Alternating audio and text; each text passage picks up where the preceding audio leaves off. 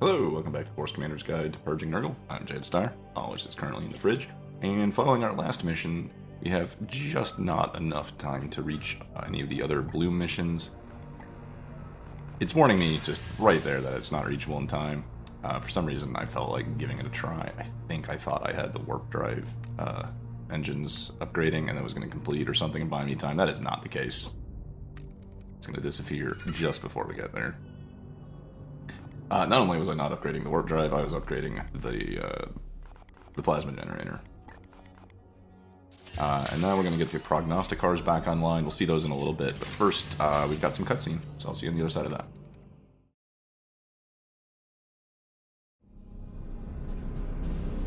It is clear that these seeds are fragments of some vile artifact, saturated with corruption.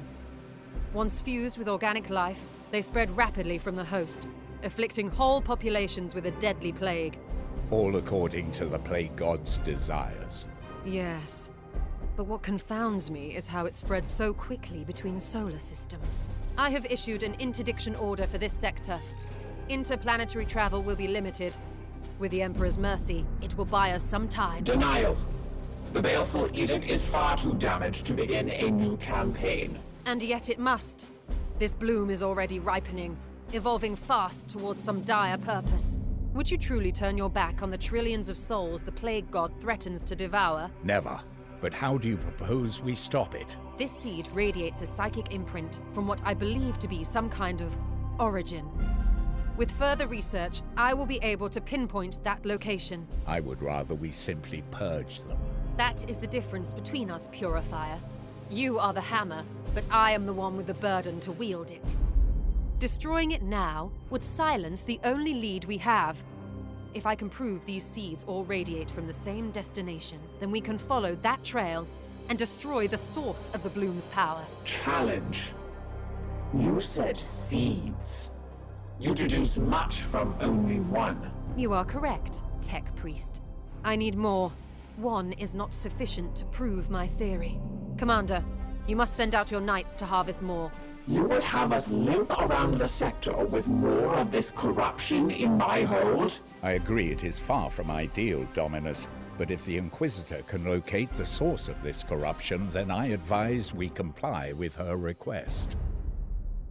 Affirmative. Excellent. We have no time to waste.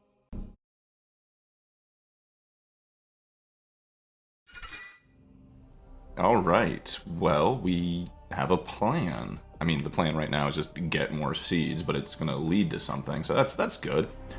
This also opens up a lot of new research options here. Gate of Infinity is a super good squad teleport. Source of the Bloom is what we need for plot progression.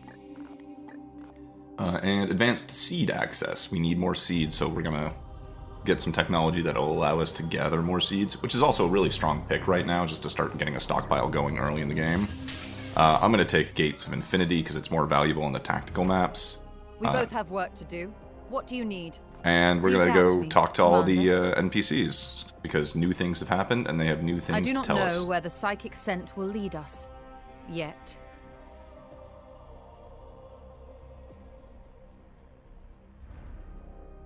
Several hundred, undoubtedly.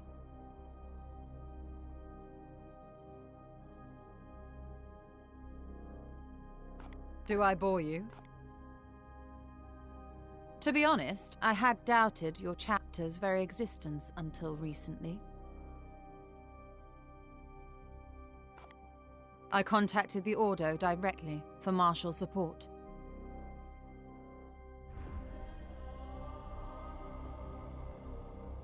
The Ordo has the best prognosticators, unrivaled in reading the Emperor's tarot. If we must. Yes, you've taken enough of my time. Commander, let us be efficient. Preliminary analysis suggests their origin lies prior to the Great Heresy. The machine spirits can be corrupted by the warp like any so.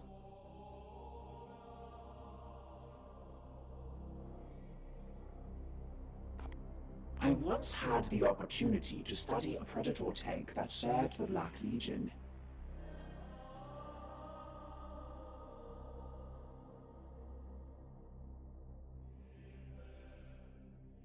Affirmative. Ownership is irrelevant. My duty is to her. Its storied history eclipses that of anyone currently aboard.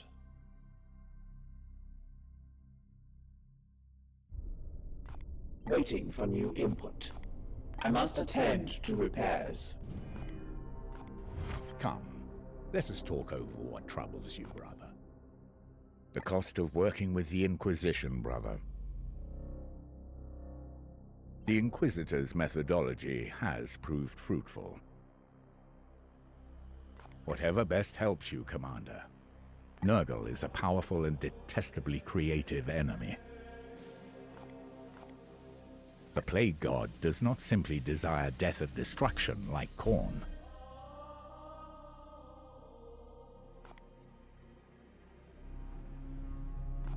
Certainly. I hope that aids you, brother. So everybody has kind of relayed their experiences with Chaos or Nurgle in the past. It is kind of interesting to hear. I can't get like a sentient Chaos Predator tank. So I'm going to sit over here and try to guess where the next blue missions are going to spawn. And I was kind of correct. Way out there in the far left corner, there's one, but the other two are really far away.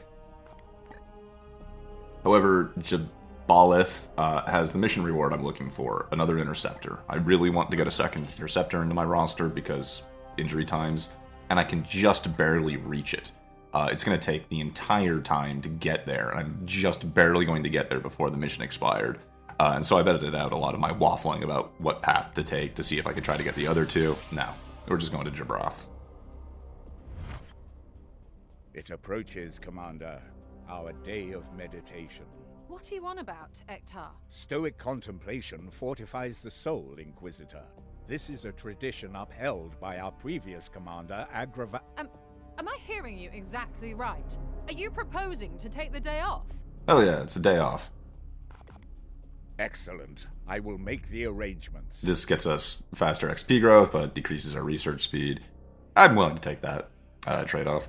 Holding a feast for the Emperor would have cost requisition, which I don't want to spend right now, since it's so rare. I think our prognosticars just came online. But I don't have the servitors. I needed 6 for the warp drive, so we could get around a little faster. I'm going to see that I needed 6 for a lot of things. Like the meditation chamber said our guys level up faster, the augmentorium, everything. Like, I needed 6. But that's okay, we'll just build the augmentation chamber, which will slowly generate servitors 1 every 10 days. It's going to take a while to build, but it's a good long-term investment.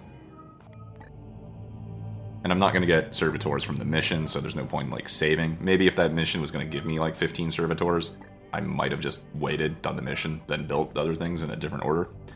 But our agrorium is online, so it is time to place down prognosticars.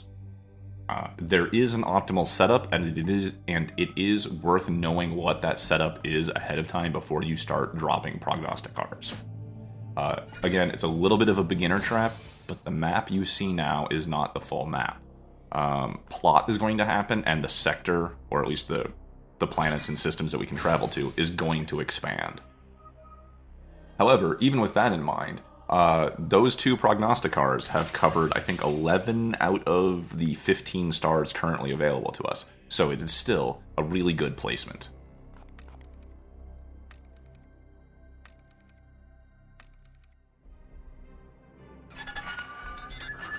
I have studied your report in detail, Inquisitor. It is clear the servants of the Plague God have been more active in your sector. However, there is little evidence to suggest this has grown to the scale of a galactic pandemic. If I may. Not yet. To be frank, the Baleful Edict is too damaged to be of use in more active theaters, so I will for the moment permit its continued deployment under your care.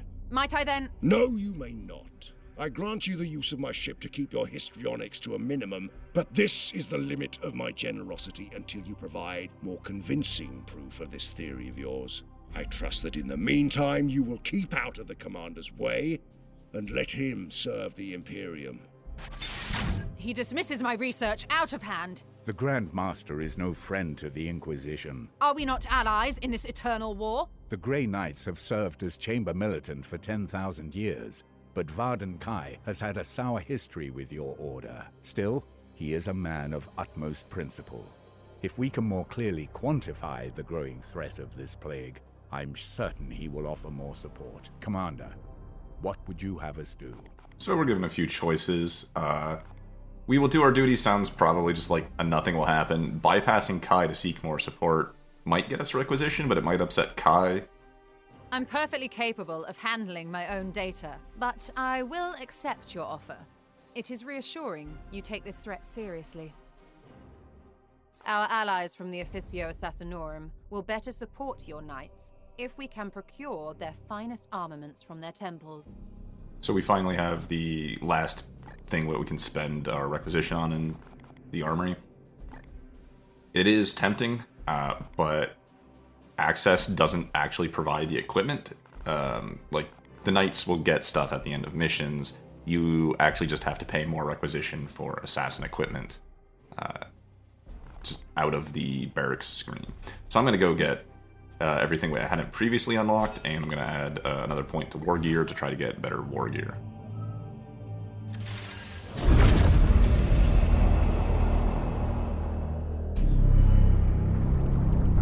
And we have arrived. I'm joined once again by my good friend Alish, who unfortunately could not join the Grey Knights on the grounds that he was too white.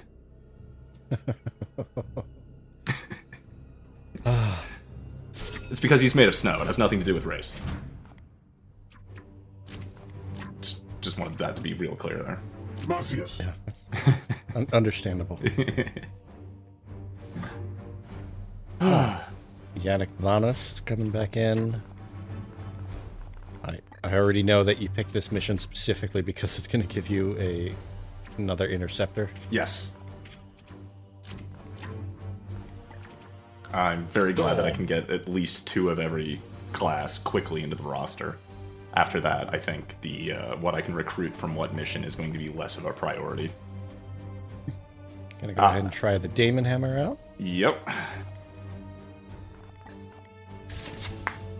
So, the discussion's a little bit old in the thread at this point, but the argument really is that starting out, the things like the Falchions do, like 5% crit damage, or crit chance, I'm sorry, isn't really worth giving up the potential for an extra full point of damage just on a Force Strike. And if you throw out the DLC pre-order bonus weapons, you're really left just stacking like 5% crit versus 1 extra damage Force Strike, or the parry on the Greatsword, or the first strike on the Halberd. And when you're dealing with really low level gear, that might pan out to be more effective. As it just doesn't feel like it's that effective. Right.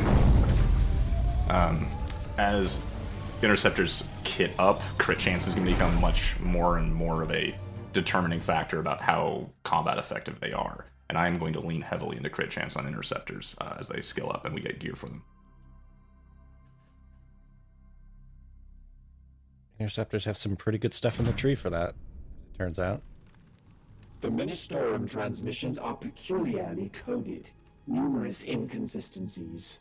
Deceptions and lies. The cathedral is infested. Most assuredly, our enemy is here. We must honor the Imperium's loyal servants and sanctify their remains once we put an end to their suffering. Yeah, pouring out for just everybody. Feel bad about all of the Masons that have all of their work destroyed like this. But oh yeah. Yeah, Junior Mason from Undercity 357. Yeah, his work is like the left 2 bricks. He spent his entire lifespan carving them out. I meant like the statues and things, but and all the lovely Gothic architecture, and presumably that the big golden statue in the middle is the Emperor before like the throne, right? Yeah, I can actually only see his foot, so I can't entirely tell, but... Yeah. I didn't get a good... It flew by, but... Yeah, big old statues of the Emperor are common. Big old claw left hand for some reason. Claw left hand? Yeah. That's not the Emperor. Oh. I mean, I thought it was like a power claw or something.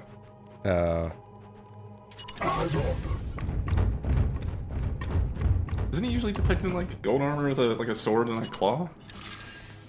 Approaching I mean, that just might be the power fist. Yeah, okay.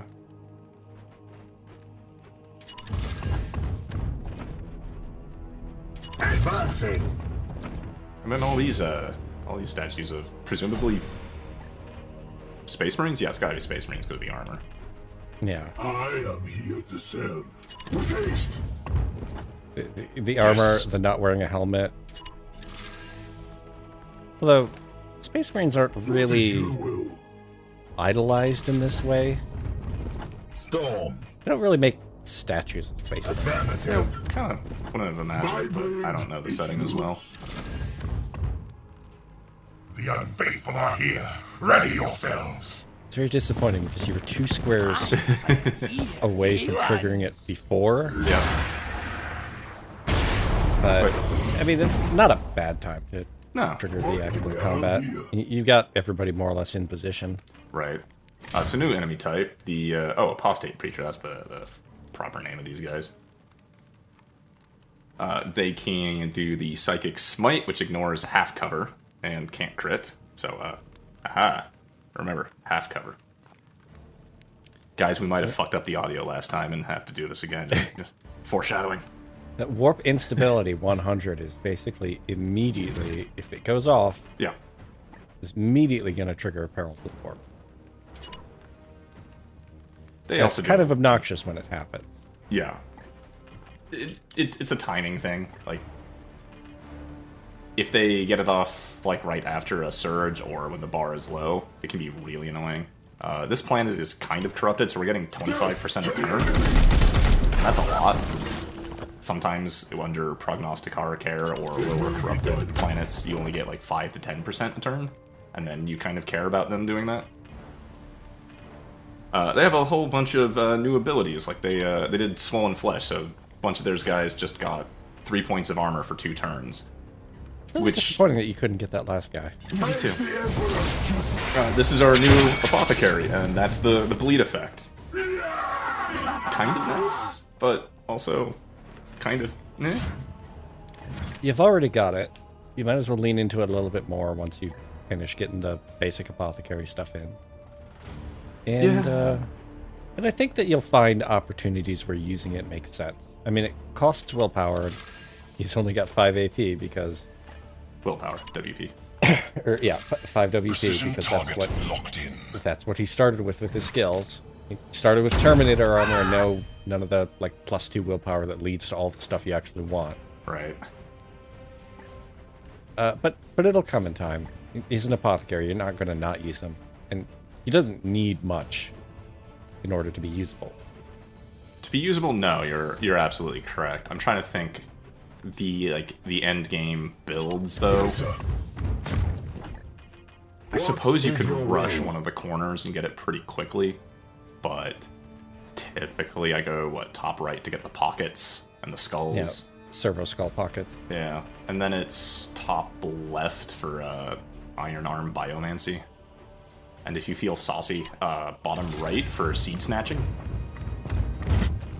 Yeah, I don't know that the biomancy can be good, Yeah. but it's also it's not something that historically you can use all that often. It's good, and I argue for it because it is good.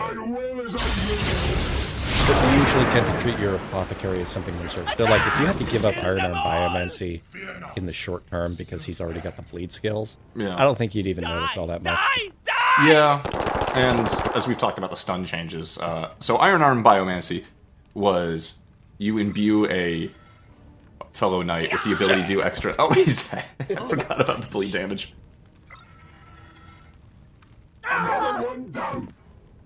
Here's a good spot. Okay, they're not dying. Okay, I forget about damage over time. It's funny. So Iron Arm Biomancy would imbue a fellow knight with +1, or if you upgraded it, +2 stun per melee hit. And even after the stun changes so that enemies have more, you can set up executes pretty fast with that. Yeah, especially if you have something starting with like a 2 stun weapon instead of a 1. Yeah. Then you can do it just insanely quickly. After the changes, I don't feel like Iron Arm Biomancy is a necessity. There's sort of a big breakpoint with how stun damage is for a lot of enemies. For like these little guys. They have, what is it, 5 or 6?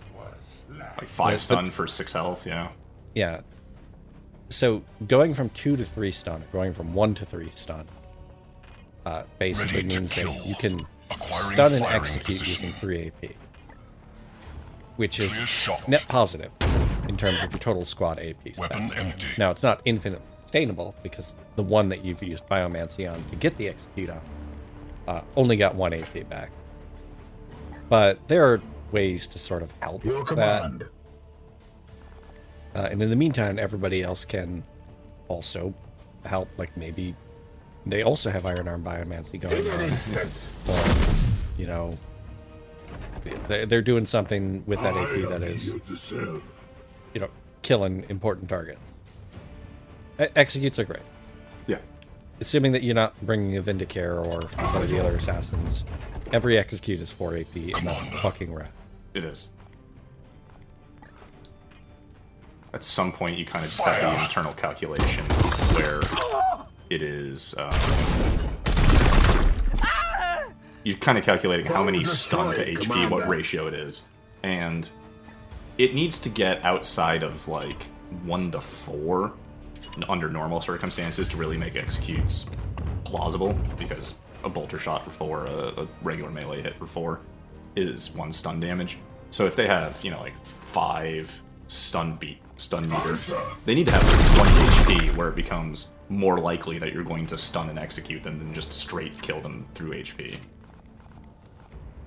Unless you start doing things like Iron Arm or finding weapons that explicitly deal stun damage. Because there's a few things. Like, there's a 2 stun bolter that is really, really rad. The general purpose gun. Oh, yeah. And with numbers being what it is, the difference between 1 and 2 stun on a weapon is huge. Yeah. Kind of goes back to, I think, some of those things we said earlier, is just that all the numbers in this game are condensed. Like, normally you don't think like a difference between 1 and 2 is going to make a big difference, but here, you know, when you're talking in terms of 4 to 7 being like the total number to hit. Oh, yeah, there's one of those seed pods. Yes. You don't have to rely on a crit. Oh yeah, we need more seeds for the research project. We need all the greens we can get. We kind of, well, I talked over it, but there was one guy who, unfortunately, did not give up his seed. Phrasing? Rally, fools! Well, you hit him with the ranged crit. Yeah. But it was the pistol. Yeah. It doesn't go to the, you pick your... Precision targeting. Yeah, precision targeting screen. Yeah. Just wait. So this is not a great activation. Really isn't. So, 3 things here. We have the objective up there, which is that grouping of 5. We have a pod up the stairs, which on its own would be almost trivial at this point. Especially with that fire pod, lure them into that, run through the fire. But then, because we discovered the objective, a warp portal has opened behind us where we came from. So now we have 3 potential things. And this is where knowing a few things in advance can be really important. So our objective this time isn't a seed carrier. This planet has gotten too corrupted, as you can tell by just the Nurgle everywhere. What is your will? Our objective is a bloom spawn, or in this case, a apostate preacher? Whatever, a Nurgle priest who is performing some sort of ritual up there past these guys to the left. And we're not going to see it, I think, right away because he's in the shroud, but he is performing a ritual, and it's going to count down from 3 turns, and if it completes, he is going to summon a pack of demons. Harder enemies than anything we've seen so far. And given the situation where I have a pack in front of me, reinforcement behind me, a pack of those demons would be very hard to deal with at this point, with our current levels and gear, and the other enemies all around us.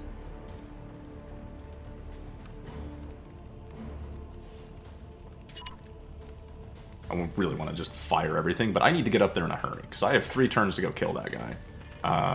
And you may have seen that he had 12 armor. He is standing in the middle of a square of eyeballs that all provide him with 3 armor a turn. So it's sort of like an AoE check. You need to either get up there with your entire squad and just pound him into the dust while he's stationary trying to do the ritual, which is possible, or you need some sort of AoE effect. Grenades, Psionic Onslaught, or the Silencer's ability, which name I don't know off the top of my head. It's a shotgun cone. All these things will hit multiple targets. Justicars can get Rend the Unclean, which is a AoE point blank on the Justicar. You need something to get through all of those. Thankfully, they've provided us with statues to drop on them, which is doing about half the job. It'd be nice if they killed the eyeballs outright, but we're close. It saves you a grenade or 2. 2 grenades will get rid of the eyeballs, yeah. Yeah, both statues will not get rid of any eyeballs, but it does mean that you only have to do 1 AoE. Yeah. And it is possible to just murk the guy just by shooting at him. That 12 armor is not that difficult to chew through. But if you're not committing, then it means that there's no point in just wasting even a handful of shots. Because you're just barely going to chew through his armor. And then he's even going to heal a little bit every turn. Yeah, if you don't get through the armor, it's going to come back at the start of his next turn. If you leave the eyeballs up, say you do, 20 damage to him, only 5 of that's actually going into his HP pool. Or wait, 8. And then he's getting his armor back. And then he's healing a little bit as he does the ritual. This guy's going to do something that's effectively a waste of his turn as one of his buddies runs into the fire. He was already on fire. Oh, what? That was the one that you dropped the fire cone on. Oh. It's worth noting that the more tiles of fire you move through, they will actually continue taking damage as opposed to just getting the on fire status. Yeah. Fucking Grenadiers. That one action that he did cost 2 knights, assassins, 2 AP. Yep. And if you wanted to stand there, now you can't, because he also just threw a grenade. They don't do any damage, but they force you to waste action, or just straight take AP away. Yes. Yeah. Effectively, I've lost, 4 AP from that Grenadier. 2 directly, and then 2 that need to be moved, because otherwise they explode. I'm going to charitably call it 3, because you were going to move the Vindicare anyways. Yeah. Yeah, the pin grenade is by far the more obnoxious choice. Because you are never really sitting back and cover. The frag grenade, it's not a big deal because you were going to leave anyway. Right. Sometimes it's annoying. Yeah. Sometimes you can be sitting in the back and be okay, because, if the Vindicare was there and there wasn't like a Chaos Pack from the left alley that we had just come through, yeah, he could probably sit there assuming he had line of sight on stuff up the stairs.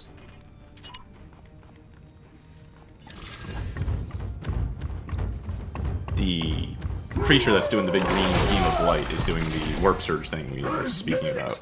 If that completes, it sets the warp meter to 100%, which is funny to me because it's at 95% right now, so he's just wasting his turn.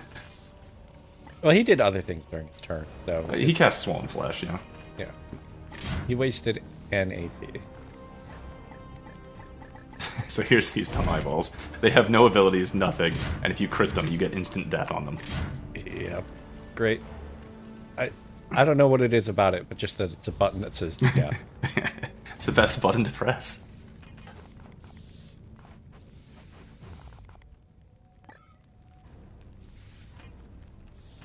I don't know, line of sight thing. Well, I need to move him anyway.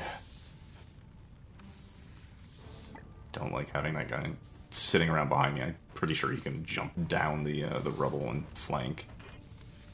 Honestly, I'm trapped on 3 sides here. Although, Understood. kind of not really by that one cultist. Like, any single one of my units can just walk up and kill that cultist that's on Overwatch in the middle of nowhere. With alacrity.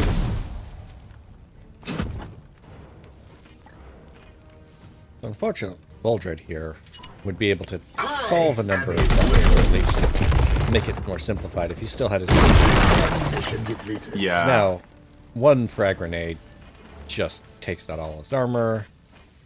I don't know if it'll actually knock him away, but... No, he's rooted in place. Yeah. But it does make it very easy to, next turn, finish him off. Yes.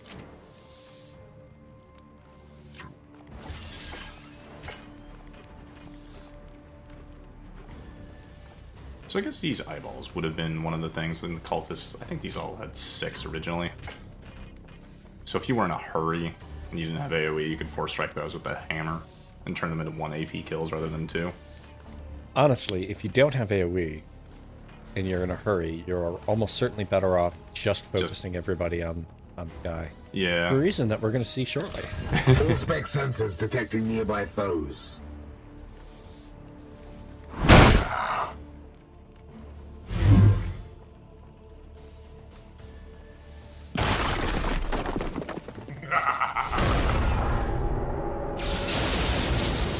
Oh no.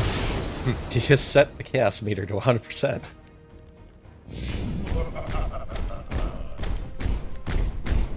Truly terrifying. God, I still If love you these had guys. If he had done this next turn, Yeah. it would have been kind of annoying, because there's a variety of effects that you can get from the warpometer, and some of them are worse than others. Or Warpometer. assess. Bloom bar. Yeah. Ooh, the Bloomberg forecast. Ooh, the Bloomberg Chaos Financial Forecast. Smite. This dumb idiot. He's messing up the Vindicare. Yeah, Vindicare only has 8 health, so that's like 3 attacks from the Chaos Marines. Or, I'm sorry, 2 from the Chaos Marine, 3 from the Cultist. Weak. He's also suffering a little bit from being the one pinned down. Like, it doesn't necessarily look like those Overwatches will hit him, but the AI would not have done an Overwatch there if he wasn't in. The Cultists actually kind of tend to do that. Especially if they shoot or anything, they like to move one, shoot, and then Overwatch, even if it's short. I'm pretty sure. Yeah, no, that Vindicare is totally There's free 2 of the Overwatches suppression. on him, isn't it? Well, there's 1 Overwatch, and then there's the heavy stubber suppression. Suppression, yeah. Those The suppression will just Oh yeah, shoot at him if he tries to move. yeah. My And wrath for a lot of is damage. restored, brother. Actually, after taking the cultist hit, potentially lethal damage at that. Yeah. Man, things to catch up on. So the priests, the Nurgle preachers, were able to disable the Interceptor's melee through their staff of hexing, and that's super annoying, and definitely don't want an Interceptor being unable to melee. Right now, we don't have a lot of ways of curing detrimental abilities from our guys, which is in-game called Purge. The Apothecary Skull is my only means for that right now, and without further skill boosts or character traits, I only get 1 of those a mission, which is why one of my first things I get on Apothecaries is pockets for skulls, an extra skull carrying capacity. Yeah, you get the dedicated skull pocket that you carry, a frag grenade or something else. You could even carry a second skull if you really want. Well, if you had a different type of second Different skull. type of skull, yeah. Yeah. Can't carry 2 of the same thing. Yeah, unfortunate. And if you disable the enemy's arm, he cannot hold his weapon. And so here's the very important thing that I had forgotten for this mission. That was the last of the wretched filth. Well done, Commander. Mission ends immediately when you kill the Bloom Spawn mission goal. So the Vindicare being suppressed, overwatched, low on health, whatever. Doesn't matter. Kill the mission objective, and you are out of there instantaneously. Which was a bit of a surprise when I first played, because I figured after the seed missions it would be, clear the enemies or wait 2 turns to be teleported back up. No. Instantaneous. Some of the missions you can just do a thing and instantly be out, which is great if you know about it. Yeah. The game does not communicate this in any way. Alright. So there's the interceptor we came out here for, and here is a bleed bolter. Liberator is not the greatest bolter, but it's fun. Yeah. 35% chance to inflict 2 bleed. It can be upgraded to 50? Yeah, 50. Math. Actually kind of becomes fun. 2 bleed instead of, any other effect. Warning staves, I think are typically used by the librarians, but anybody can use them. Yeah. They give you a chance to automatically Aegis at the end of a turn. Yeah. Which is kind of neat. I figure you can do stuff with that, especially if you have focus. Psychotrope grenades, the 50% craze chance, assuming that you even afflict them. The enemy tends to have, like, mutations and shit that'll give them a 50% chance to negate afflictions. And then, even if it triggers, there's a chance that they might do something, or they might still attack you. Yeah. It's not good. Just bring a regular frag grenade. Crazed is kind of a nice thing if it's being passively done or supplemental. Going straight for those kinds of grenades, you're better off just going for straight kills. So you said pockets was really good, yes. but you need something to put in those pockets, which I is do. why we're not going for pockets here. The only reason I know this is because I can see the future. Yeah, it's spooky. He just looks into his snowballs. Instead of crystal. Yeah, no, Okay. I got okay. that. Okay, good. So crushing charge, it's fun. Yeah. If nothing else, you can spend a willpower to move 10 instead of 5. And in that movement, you also get to do other stuff. It has knockback, it deals stun, and it is a good way for Justicars to go through Overwatch or out of suppression without taking fire. Yeah. And Voltage Storms suddenly becomes the most amazingest of support firers, raising it from 2 to 5 damage and twice a turn. Yeah. So we have just gone from he can support fire and put out 2 damage a turn to he can support fire and put out 10 damage a turn. Yeah. Thanos gets Deadshot. Just yeah. delete one organic enemy. Oh, that's so good. I You forgot can that only comes really so do early. it. You only get to do it like once a mission to start with, because 15 turns is a hella long cooldown, but it's nice. He currently does have a way to shorten that. Every kill Yeah. he gets shortens his cooldowns by 1. Yeah. You can expect to delete 2 enemies a mission. Yeah, I think that's Maybe about right. 3 if it's a really long one, but there aren't that many really long missions. Or if there's really weak enemies and you just can pop like crappy enemies with the pistol. Yeah, that too. So our new interceptor has Provident. Not exactly a melee built skill, but we were just talking up how good supporting fire is, and the bolters gaining an extra round of ammo means he needs to reload less to trigger support fire. Yeah, it's just that his skills that he started with are in the opposite direction from support fire. They are. They are very close to Ruthless Precision, which is kind of the capstone, I would say, of the interceptors. Just 50% chance when they land a crit, they gain an AP, which can do a lot of damage. The bad news is that he doesn't have teleport. He's an interceptor that can't teleport. Which really makes me wonder, what is he wearing on his back then? I mean, he's using the teleport pack. He just doesn't know how to use the short range teleport. Is there a long range teleport? Yeah, that's how you get back to the ship. I thought the ship was doing that. I mean, a little bit. You need the teleport pack to be able to teleport at all. Oh, okay. Well, then how are the other people getting down? I don't know. I mean, I guess this... I know Terminators have teleport packs, but basically to allow them to be deep struck down. Oh, okay. You can't teleport down regular Space Marines in power armor, I guess. Because when you teleport somebody, you're basically hurling them through the warp. And I guess power armor is not nearly as protective. So the teleport pack is less about, like, doing short-range teleports. It's more about, protecting you from the jump. Okay. So I've gone back and re-equipped my interceptors with the Falchion. It's just my normal usual thing. I like the crit chance. And then I gave Storm the nice armor. typically, I think it's a personal playstyle thing, but my interceptors are usually the ones that are most likely to take damage. Simply because I tend to teleport them out there, and they kind of get out there on their own. So I want them to be protected. And my apothecary with the bleed telekinesis is also going to get the bleed bolter.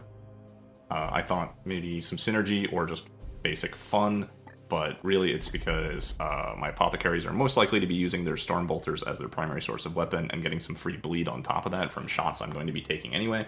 Seems like a good idea. Yeah. Probably not worth the psychic bolt for guaranteed bleed. You can eventually solve that problem by, a focus crystal or something. Right. Passively shoot most of your shots and get bleed on it. Right. And if it's going to cost 1 willpower on the force bolt shot, I might as well spend 2 for the AoE, probably. Yeah. Yeah. I might have been able to put it on somebody for better effect. But for right now, it doesn't really matter too much. But that's another planet defended. The bloom on the right-hand side has gone down a little bit. We're in good shape. Vakir's still pissed? Yeah, oh, that's right. I upset her after she got wounded. I've really kind of been mean to her for the last couple of videos. But good times. Ship is coming together nicely. Everybody is healthy. I think we're in good shape. And we'll see you guys in the next video. Bye.